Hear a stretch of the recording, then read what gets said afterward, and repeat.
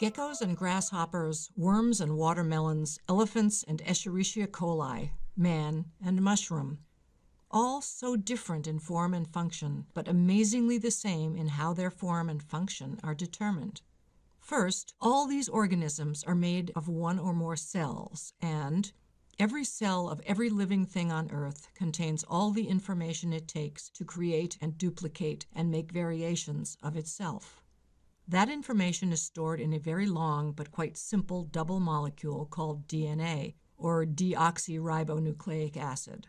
And the DNA of every living organism is made of chains of 4 smaller molecules called nucleotides. What dictates the difference between a man and a mushroom is the sequence of these nucleotides in the long DNA chain. The 4 differing nucleotide parts, called bases, are made of a few carbon, oxygen, hydrogen, nitrogen, and phosphorus atoms, and the molecules look like this.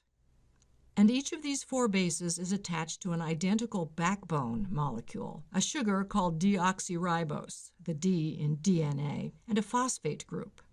Let's simplify these nucleotides and show them like this.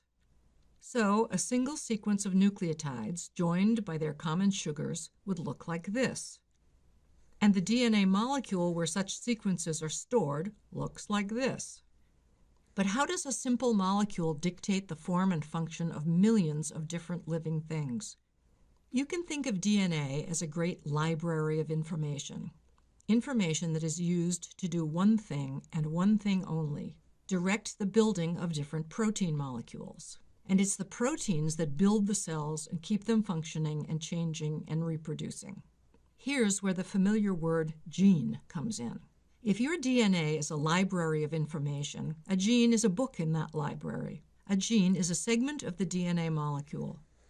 Let's say your body needs a particular protein, like insulin. To get it, some of your cells send a protein signal through the bloodstream to the cells in your pancreas, where insulin is made.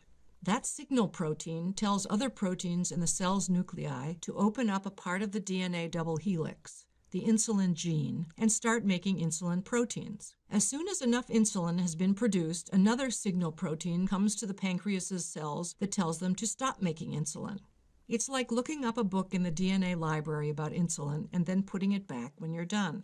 There are genes in DNA for visible and invisible things that make up your body, like genes for eye color protein pigments, for skin color, for hair color, for stopping and starting bone growth, for your blood type, for how many fingers or arms and legs you have, for proteins that influence how long you live. Your DNA probably contains between 25,000 and 40,000 genes, while the DNA of a worm or a plant or a fruit fly contains about 12,000 to 20,000 genes. Some of those genes have quite different sequences of nucleotides than yours, and some are similar to yours.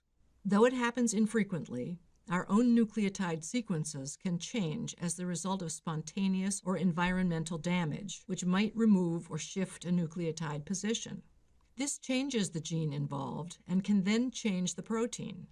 Most of these changes, called mutations, have very little effect on the organism or its descendants. Some are mildly damaging, and a few can make the organism better suited to its environment.